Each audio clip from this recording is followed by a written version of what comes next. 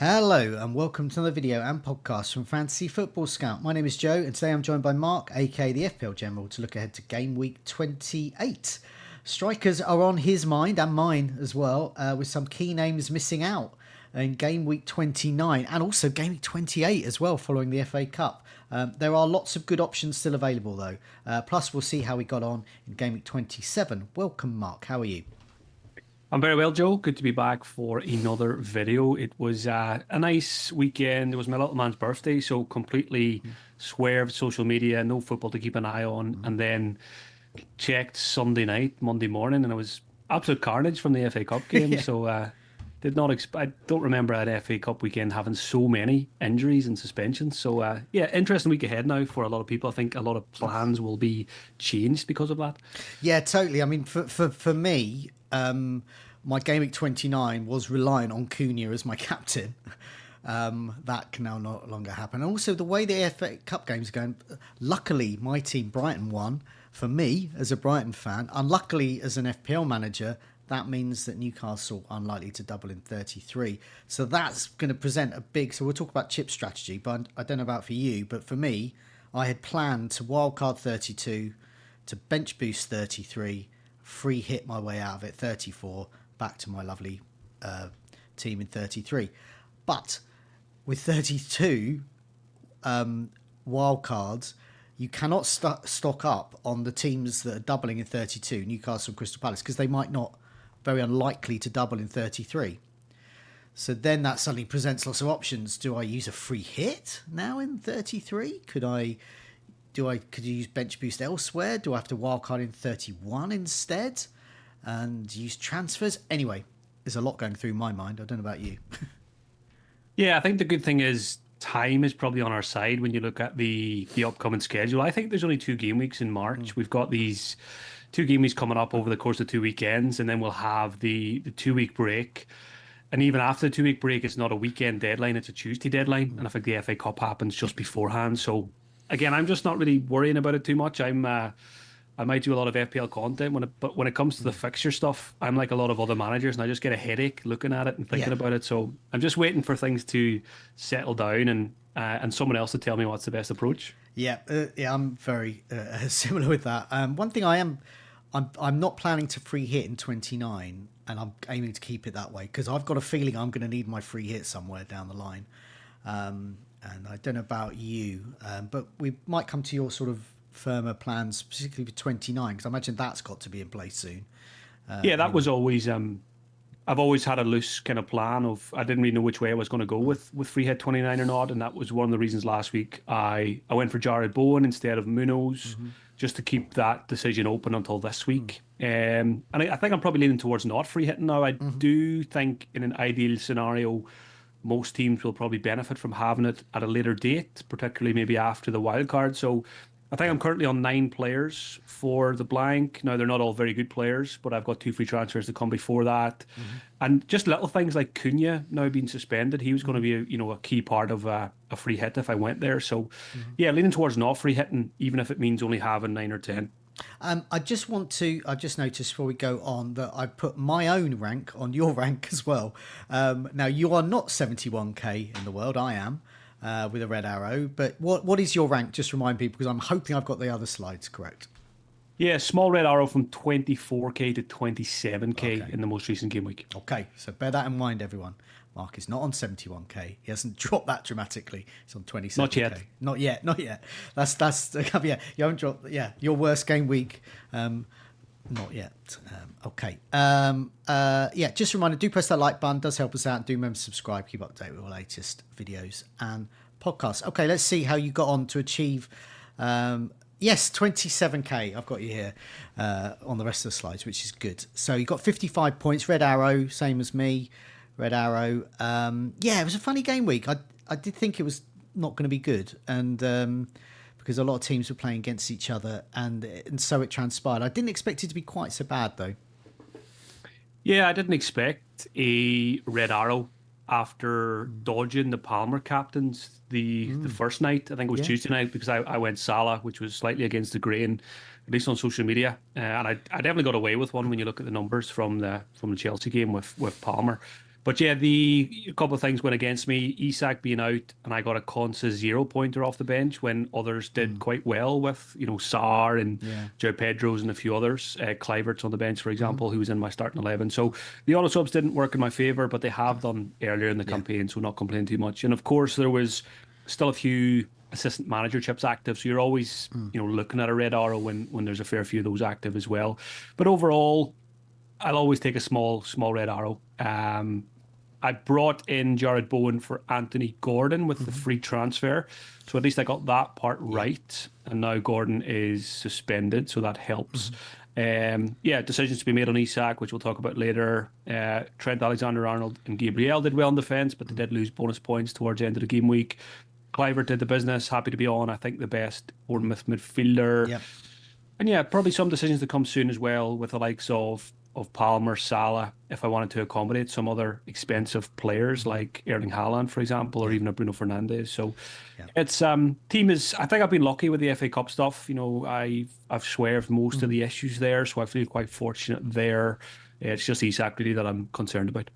Yeah, for me, I mean, I've got Isak as well, but obviously be benched in 29, and I've got a bench to cope with him. But yeah, it was Cunha was the big one. So I've got a goal out of him. Had him a couple of weeks, got a goal, and now he's chosen to like punch and headbutt someone. So he's going to be out for a while. I don't know if I'll go back there. You can't at this stage of the season have a player headbutting other players. Yeah, I mean, I got Dango off the bench for me. I was umming and ahhing about. It was only 2 points, so that's what cost me a little bit. But yeah, similar to you, got Bowen in, and I got Areola in for Pickford to afford that because I just fancied Areola a bit more. And yeah, so without those West Ham boys, it would have been a bit of a disaster. So I was quite pleased with that. So yeah, so lots to consider though for your team and my team and everyone else's team as well, particularly with strikers. So let's have a look. So at the moment you got Chris Wood, you got Isak, and you got Chiwomi as well forever. And as you said, he's going nowhere, but he may do. So you've definitely got room to get another striker in potentially. And I know other people like me who've got Cunha, perhaps Mateta. We don't know the extent of Mateta's injury, recording this on Monday evening, so we don't know the extent of that yet. I think he has tweeted, or rather on Instagram, that he was looking fine. I know he's been discharged from hospital, but I mean, he may miss, seems likely he'll miss 28. He might be Surely. back. He might be back for 29. You never know. Meanwhile, we've got... what do we do with Man City? They haven't got the greatest fixture. People were thinking, oh, Haaland captain in 29. We'll talk about this in a sec. But against my team, Brighton, who've just beaten Newcastle, and Man City not in the best of form either. So Haaland, perhaps not necessary. Different story in Game Week 30, he plays Leicester. So annoyingly, that's not in 29. Let's have a look at a table I've done. So I've got the best strikers from the last 6 game weeks. So if you've got, say, Mateta, Cunha, those kinds of players, you might be looking to replace them. Mateta, of course, misses Game Week 29 anyway.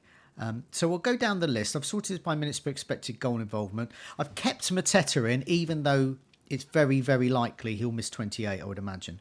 But because he might be back, Game Week 30, we don't want to dismiss him. And just say, minutes per expected goal involvement, 96 minutes. Every 96 minutes. So it's pretty much a goal involvement a game. He's got 6 goals and an assist in his last 6 game weeks, which is incredible. 11 shots inside the box, every single one of them bar one, being on target. And he's got 6 goals, as I said. Created 7 chances as well. Yeah, I think ordinarily 3 hitters would have been looking at getting him in if they didn't have him already.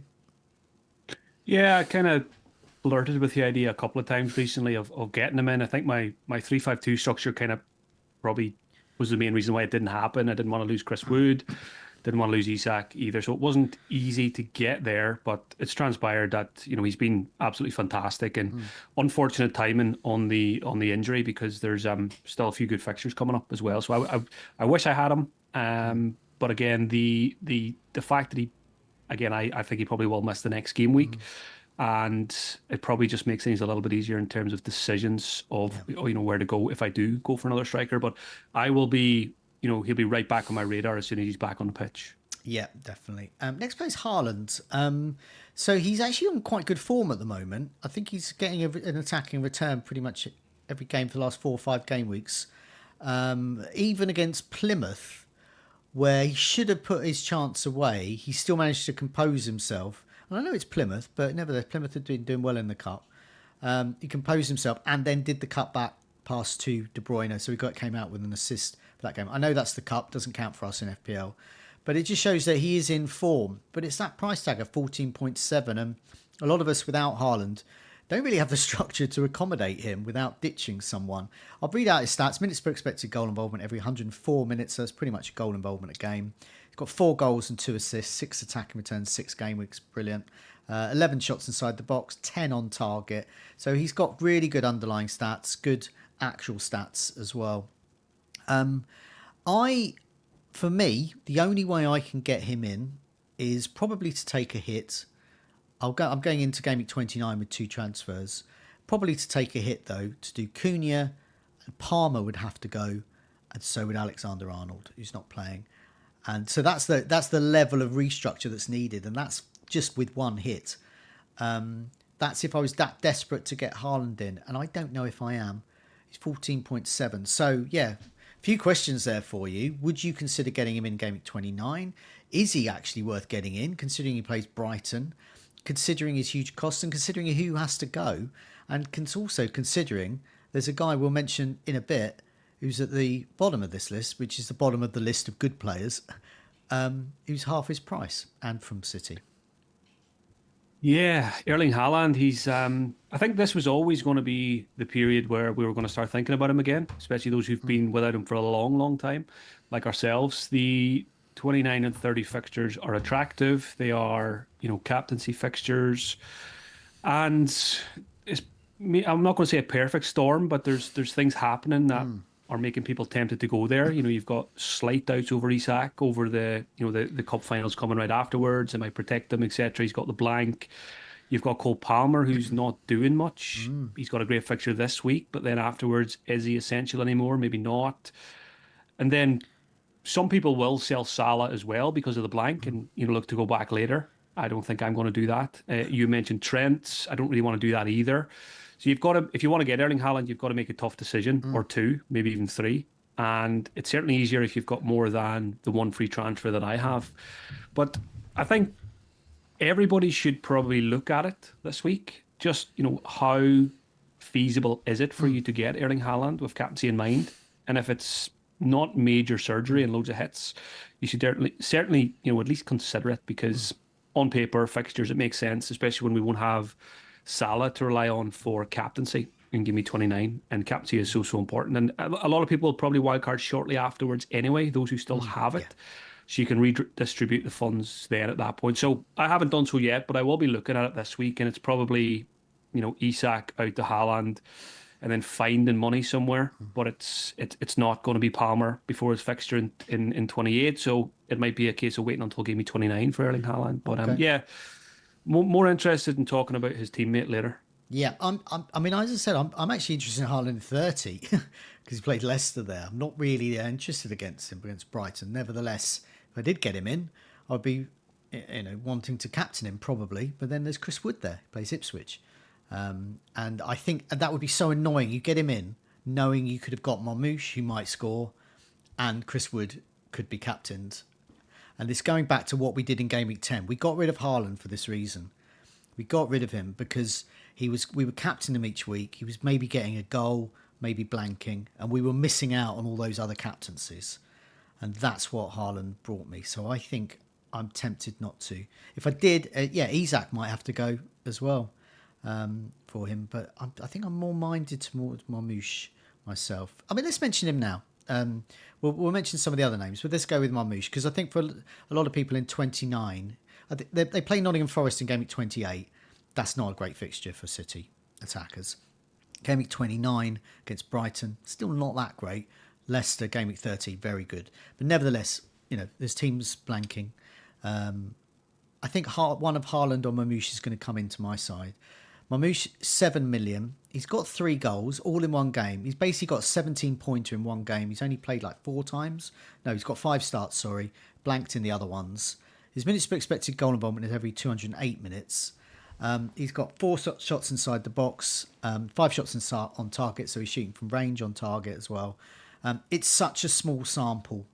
He's in less than 1 in 10 teams, fewer than 1 in 10 teams, sorry. I don't know about him yet. I'm just unsure whether he's going to get me another hat-trick or he's just going to blank again. But with Haaland, I think I know what I'm going to get, even though the fixtures aren't great the next 2. Yeah, I'm very, very interested in Marmoush. It is a small sample size Premier League wise, but overall career wise, there's no doubt this player is special. And I think he'll get plenty of game time over the next couple of weeks, as he has been doing. I don't mind the odd, 15, 20-minute substitution towards the end. You're just hoping the damage is done before then. Haaland versus Marmoush in my mind is a no-brainer because Marmoush is, less than half the price. You can get, 2 Marmoushes for a Haaland, which if I could, I would.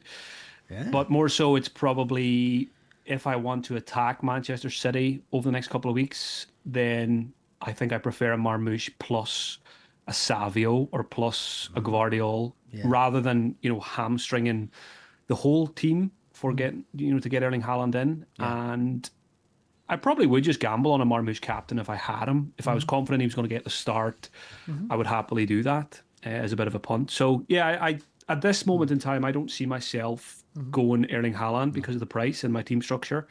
But I think there's every chance that Marmoush comes in, if not this week, then maybe the following week. So game week 29, Marmoush v Brighton, who've just beaten Newcastle and Chelsea twice, or Chris Wood against Ipswich, who, as we know, the 3 promoted sides have the 3 worst defences this season.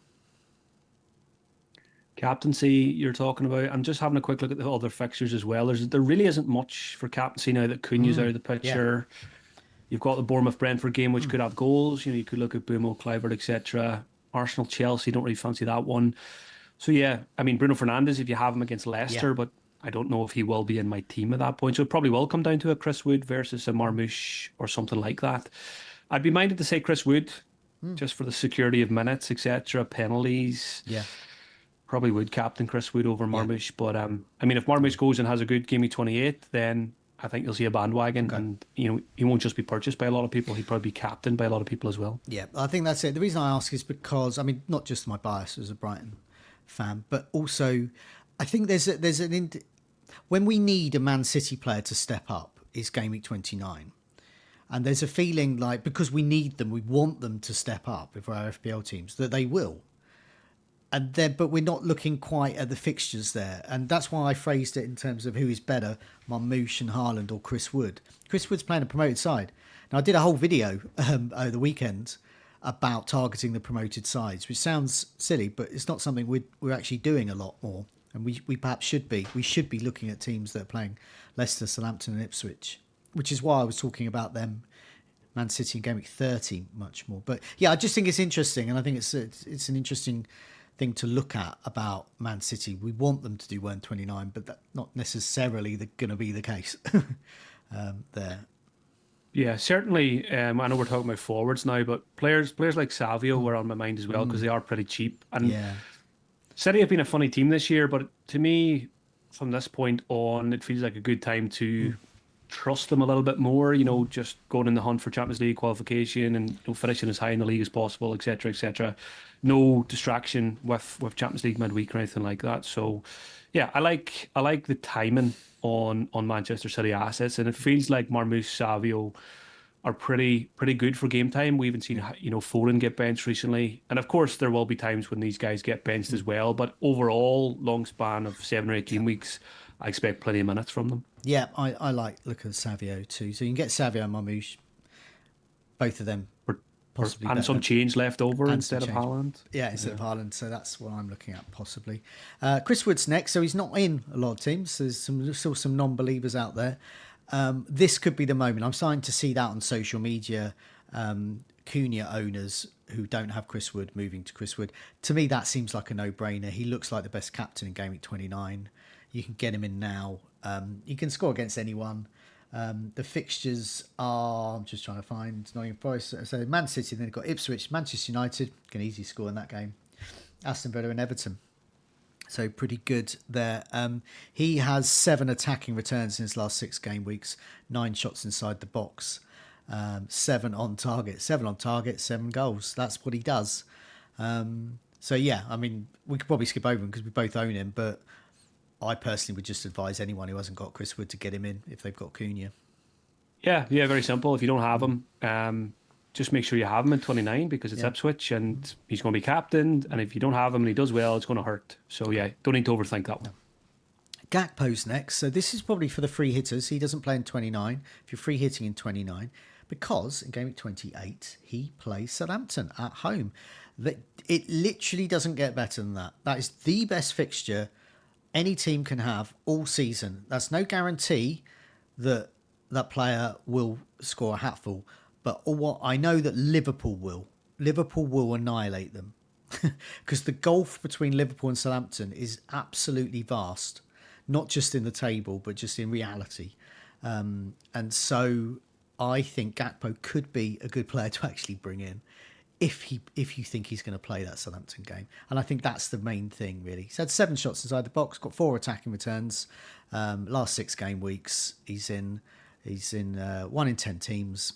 But plays Southampton at home. Yeah, but there's always an F, isn't there, with Liverpool attackers, especially these days. There's even, it seems like there's more competition than ever. But they're all good. They're all good. And yeah, if you're confident that he plays, I would say not just Southampton, but the Everton game in game week 30. It's 2 home games. Yeah. And even, I think it's important, and I'm in this situation myself with a different example with Daniel Munoz. Even if you're not planning to free hit in game week 29, you still should consider players like Gakpo, because a Gakpo in 28 and 30 can outscore someone who plays all 3 game weeks because the fixtures are there. There's people out there that will buy worse assets than a Gakpo or a Daniel Munoz just because they don't play in 29, and there's every chance those guys will come out on top over the 3 game week. So don't rule them out completely just when you look at the fixtures and there's a blank there, because like you say, Southampton could be 9-0 and Gakpo gets 4, and then the blank doesn't matter. Yeah, keep that in mind. Yep. Isak's next. So he went off with an injury. He was going into the game against Brian with an injury. Looked good, though, when he was playing, but did go off with injury. I think he's going to be fine for 28, personally. And, his stats, as we know about, he's got 4 goals. He's got 9 shots inside the box.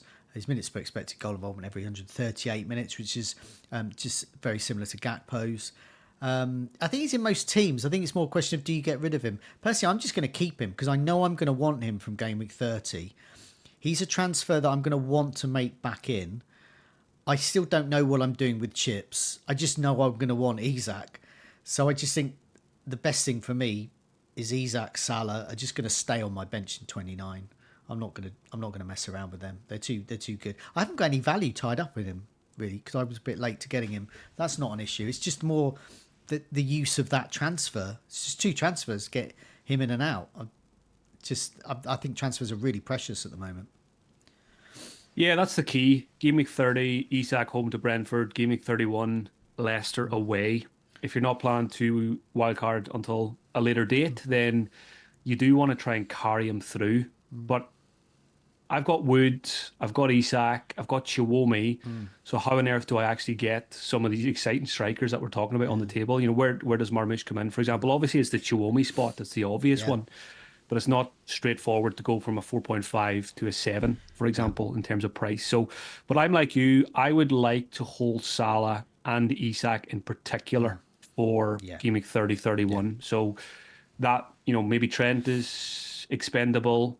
If I did get a Daniel Munoz, that's another one I need to carry through. Then maybe I wouldn't have 11 players for blank game week 29. So, yeah, there's a lot at play this week, and there's a lot of fairly big decisions to make. Next name is Wissa. Now, the next name is actually after him is Marmoush, so we've already talked about him. But so Wissa will be the last striker that we talk about. He's only in 6.4. He's only 6.4. He's in 13% of teams. Minutes per expected goal involvement every 153 minutes is pretty strong. He's got a couple of goals in his last 6 game weeks. 12 shots inside the box, which is huge. 8 on target. Both of us have Bomo, but there's nothing wrong with doubling up. The fixtures are good, and then they turn a bit. Aston Villa at home, especially with Aston Villa with Champions League, is not too bad. Bournemouth away is not the greatest in 29, but I can easily see them scoring. Then they got Newcastle away, Chelsea and Arsenal. So it's not the greatest, but Chelsea and Arsenal aren't in the greatest of form. Arguably Newcastle aren't as well. Lewis Hall out as well, possibly.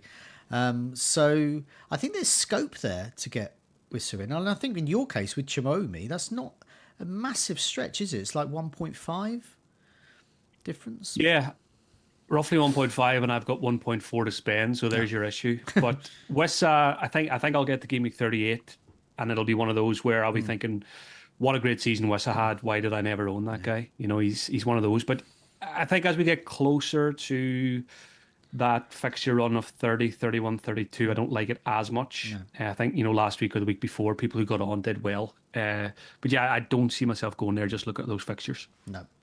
Okay, let's have a look at, once I can find my cursor, to next week. How you're doing. So I don't know about you, but for me, because of 29, because of the need to preserve transfers, because of I'm not entirely sure what I'm going to be doing yet for game weeks 30 onwards, I'm going to hold this week. I'm going to play Dango was going to be benched, so I'll just play him.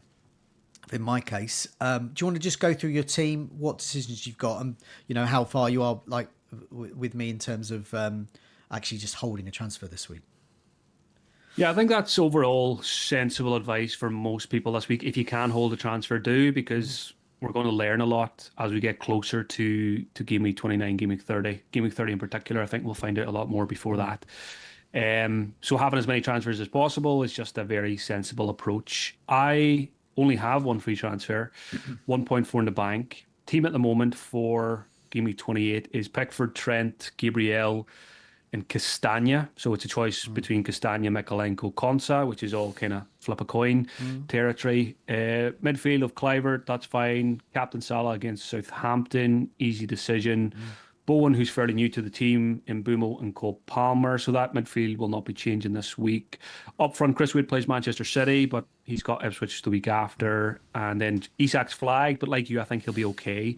So I could just hold as well. Yeah. And I hadn't really considered that too much, but I will throughout the week. I would really like to get Daniel Munoz to go alongside Trent and Gabriel. He doesn't play in 29, but it's not going to stop me because I think he can, score a lot of points, Game Week 28, Game Week 30, and it could just be worth it, even if it's one player less or an extra hit in 29, which I'm always open to if it gets me closer to 11. Elsewhere, the Chiwomi position I'm definitely looking at. The table that we went through, I don't think I can afford any of them, but there is other options cheaper that I like. Brighton, for example, Joe Pedro or Danny Welbeck are on my mind for Chiwomi. Then I could just, if Isak was an issue, he could be benched for Game Week 28, and then I'd have another striker to come in. Strand Larsson's on the menu now that Cunha's out. He's only 5.2. Even Nielsen probably won't go there just yet. And then you've also got Beto with Everton, who's getting minutes and getting goals, and could just be my Chiwomi replacement. He does a job for me for a couple of game weeks, and then goes again on the wild card. So, look at the forward positions, looking at Daniel Munoz possibly. But yeah, Champions League, other European games this week, so I'm sure more will change. Yeah, it's a tough one for those that feel they need to make a change or just want to as well and can. Yeah. For me, I'm just going to stick. That's one of the reasons I have bench points every week. So I have that bench, and now's the time to use it. I think with your bench is actually not too bad, actually. So with the Castagna, Mikalenko once again got both 6 points on the bench. How often does that happen? Mikalenko away to Wolves without Cunha, I think is actually very playable this week. Yeah, and I think I would flip him and Castagna. I don't really like Castagna as a pick. He's been there for a while. He hasn't done much. I don't like the Brighton away fixture. And yeah, the Cunha factor makes Mikalenko a better prospect. So as much as I would love to get Munoz, he's the one player at the moment I don't like not having. I think he scored again in the cup over the weekend just to make it even harder. Maybe rolling is the best approach here. Yeah. But it's going to be very, very hard to do. When you've got money in the bank and there's Yeah. players you want, it's very hard. It's very hard to be patient. When I'm in this type of situation, I look ahead to the following fixture, the following week, and I think, how am I going to be at that time? What's the deadline? I think it's like 1:30 or something. So say the game updates at 2:30. When I flick on that and think, oh, just set my team up for the next game week.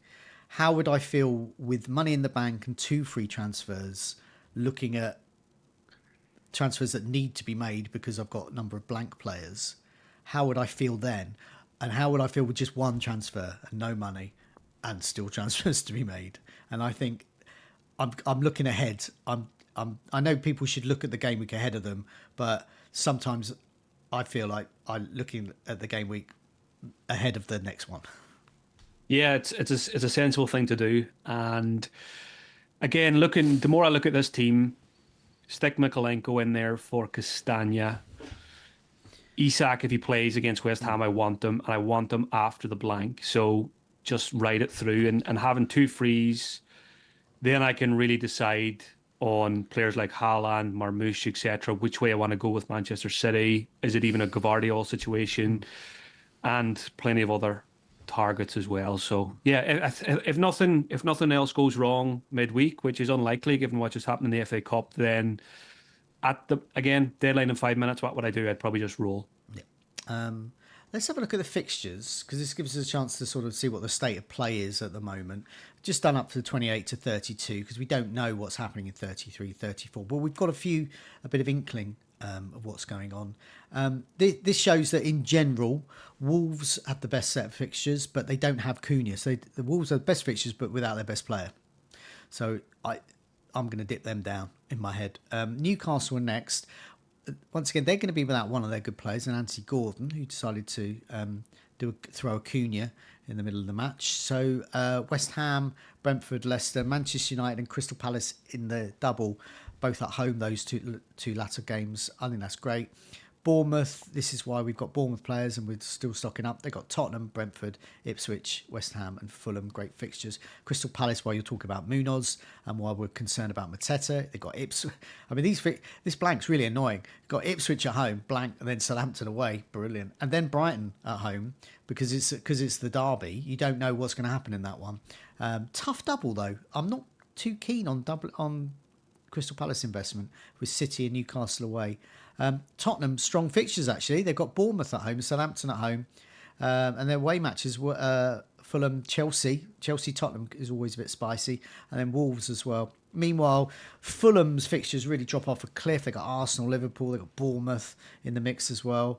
That Brighton game, although I seem to remember Fulham always beating Brighton. Brentford's, they've got Aston Villa and Bournemouth, but then they've got Newcastle, Chelsea and Arsenal. Aston Villa's fixtures are mixed. They've got Southampton and Brighton and Brentford in the mix, but they've also got a blank and Nottingham Forest at home, which could be tricky there. The interesting thing is chip strategy. So I'm explaining my chip strategy, and I'm not going to do that anymore because it just doesn't make any sense to stock up on Newcastle and Palace in 32. If you're looking for a bench boost in 33, which still looks the best one because of doubles. I mean, what's your general thoughts? I know it's difficult to say at the moment, but you must have some idea of what you sort of want to do. This is definitely the most laid back I've ever been at this stage of the season in terms of chips. I've really just been playing the next game week or two, which is obviously not the most optimal way to play. But like I said, I get a headache. It seems as complicated as it's ever been this season, and it seems to have changed a wee bit after the FA Cup games at the weekend as well. So I will be doing what I've been doing for the last 10 or 15 years is going to Ben Crellin's spreadsheet at some point this week and having a look at it. But I don't have triple captain. I don't have assistant manager. So it's basically wildcard, bench boost, free hit. Yeah. I want to bench boost as soon after the wildcard as possible. So I'll be looking for that, the best opportunity for that. I don't want a free hit in 29. I don't think I'm going to, even if I don't have 11. I just think it'll make life a lot easier at a later date to have those 3 chips together rather than just 2 of them. Yeah. So yeah, I'm not. I don't have a plan yet, and I think we just need more info as well before you can lock anything in. So just flexible. I think the key is, you said it earlier, if you can save transfers, do so. Yeah, definitely. So with me, with my sort of tentative plan, possibly wildcarding in 31 because we'll have much more information. We'll have all the information we need.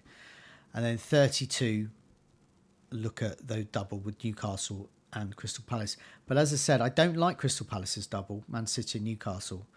I do like Newcastle's both at home. So I'd probably be looking at Isaac Gordon and maybe a defender. And then hopefully having some transfers saved from 31, 30 and 30 in order to carry through, because we can carry those transfers through now. And then in 33, use those transfers to maximise the doubles. That's my tentative aim. And then I've got the free hit to cope with 34 and then whatever. So that should see me through, I think. But it's going to rely on keeping one or two transfers back. And it also relies on Crystal Palace not being very good against City and Newcastle, which they indeed could be. So what we do know is in game week 34, Wolves versus Leicester, Chelsea versus Everton, Liverpool Spurs are definitely on. So that means they're not doubling in game week 33. So they're not teams you particularly want to get into too much. But then there's Liverpool. So Salah. So he just defies these sorts of plans. So I'll go for him. Meanwhile, we've got a variety of things up in the air. So game week 33 double, potential double, and game week 34 blank will be reliant on who is playing in the FA Cup semi-finals. So you've got a variety of things there. So Man City, Aston Villa, that could be off. That could move to 33. Could move to a later date, but probably 33.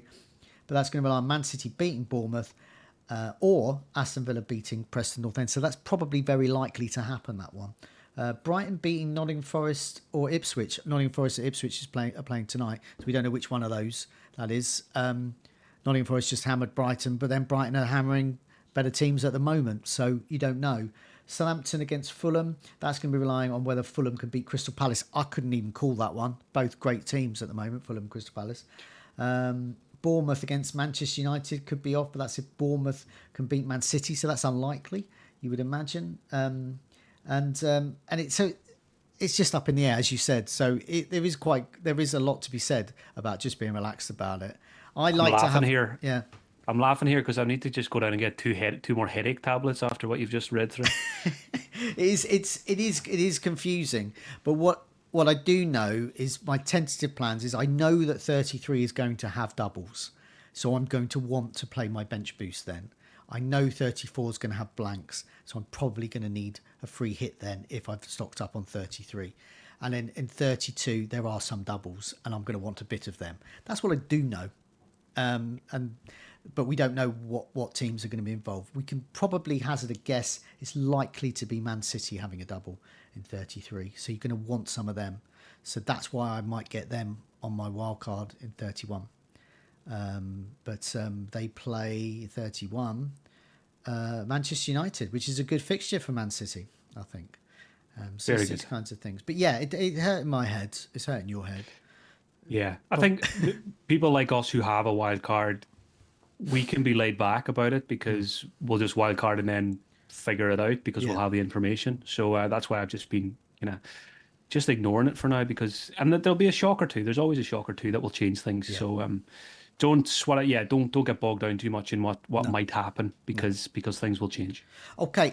Thanks a lot for joining me. Good luck with the game week. Good luck with those decisions. We'll be back next week ahead of the very important game week 29. But let's not forget game week 28.